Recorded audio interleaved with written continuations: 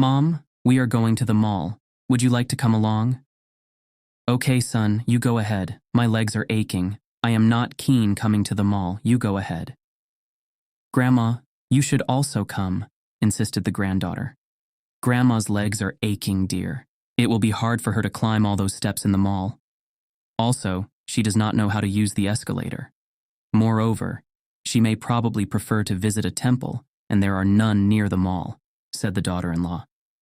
Grandma smiled and nodded in agreement, but the granddaughter was adamant. She refused to accompany her parents if her grandma was not going along. Grandma tried to convince her she was not interested, but there was no way she could stand her ground against her 10-year-old granddaughter. Finally, she gave in and agreed to accompany them. The granddaughter was very happy. Her had asked everyone to get ready. The little girl took her grandmother to the living room. There, she drew two parallel lines, 1 foot apart. She told her grandmother that it was a game, and she had to pretend that she was a crane, the bird. She had to place one leg inside the lines and raise the other leg by 3 inches. What is this, my dear? Asked Grandma. This is the crane game, Grandma. Let me show you how to play. Together, they played the game a few times.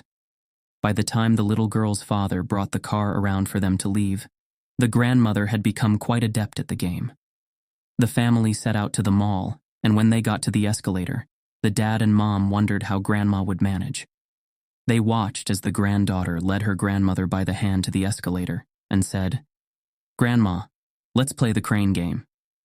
The grandmother raised her right foot and kept it on one of the moving steps and raised her left leg by 3 inches and could easily reach the next moving step.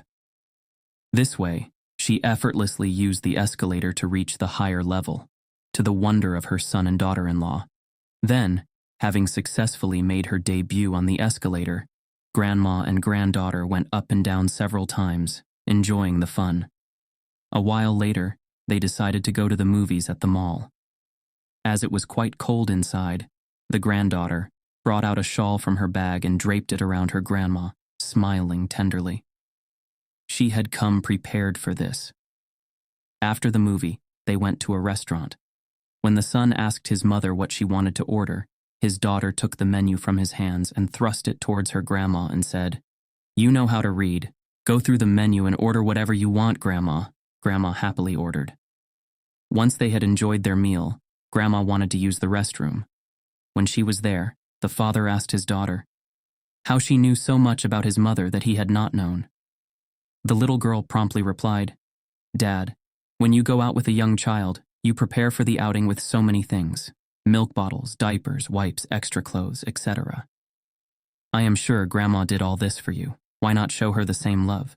Why should we assume she only wants to go to temples? She might also enjoy going to other places and having fun. Since she doesn't mention this, it is up to us to coax her to speak up." The father was speechless and became emotional. What a wonderful life lesson to learn from his 10-year-old daughter.